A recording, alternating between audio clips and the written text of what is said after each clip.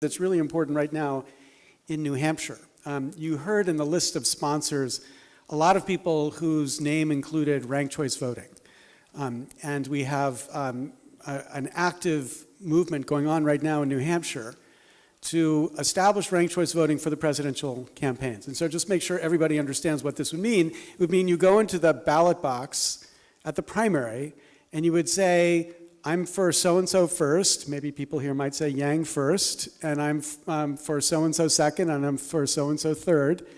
And then if your first choice doesn't happen to get more than 15% of the vote, which is the cutoff to get delegates in New Hampshire, then your second choice would be counted. And if your second choice doesn't get that vote, then your third choice would be counted.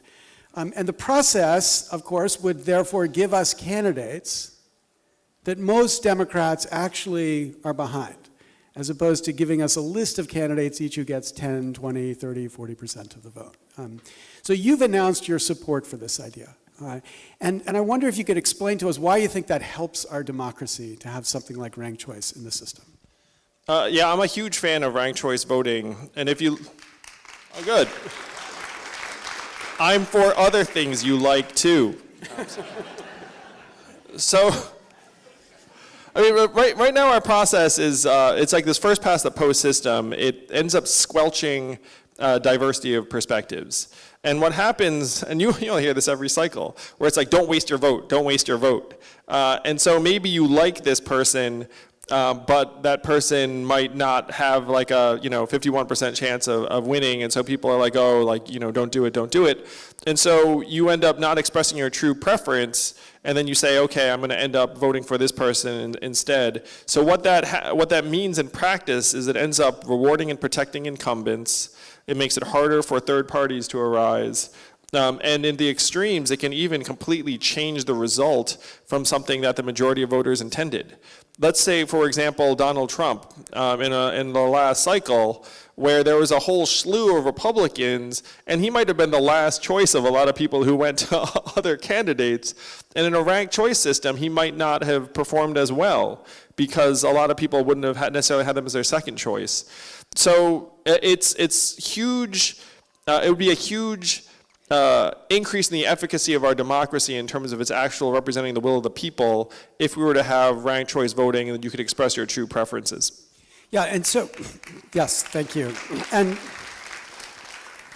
you can feel the dynamic in this race in particular. So take the issue that you champion, UBI, which again is an issue that America has got to think about. I think it's a really important idea that we need more people to talk about. And if you're in a race where ranked choice voting was going to determine who the winner of the election was, other candidates would be eager to engage on the question of UBI, because they would know, even if they're not going to get first choice vote from Andrew Yang supporters, maybe they'll get the second choice or the third choice. So this issue, which is not right now at the center of American debate, becomes all of a sudden relevant because they're eager to wow people who would support you. As opposed to a system where it's first past the post, they're like, okay, this issue is just a fringe issue. There's no reason I need to talk about this issue. So it's oddly a way to bring outside views into the debate, whether or not they ultimately win. Yeah, so I would be for ranked choice voting even if I were not in this race. But it would help it would help someone like me, it's true. It would also help to mainstream this consideration of universal basic income. And one thing I was very heartened by is that there was a recent poll that showed a majority of Democrats are for universal basic income. So if a majority of Democrats are for this policy, I should not be the only person championing it. There should be other Democrats getting on board, and ranked choice voting would make that more likely. Yeah. So how many people here are actually in favor of ranked choice voting? Can you raise your hand? Okay. That's a lot of people. How many people here... What's your second choice? How many people here have reached out to the incredible New Hampshire legislature to tell them you're in favor of ranked choice voting? Please, at least 5 people's hands go. Okay, great. So this is the reality. The Democrats in the legislature are taking the lead right now, in the Senate in particular, to try to make sure this happens. It's not going to be easy to make sure it happens in the by the next election. So this is a real opportunity for you to do something that could have a significant effect, not just for Andrew's campaign, but I think more importantly for the capacity for this democracy to actually reflect the views of the majority. So this is your homework assignment. I'm a professor. I give homework assignments. This is yours. Please, whatever you do after this, tell your representatives here what you think about this idea that Andrew has been talking about.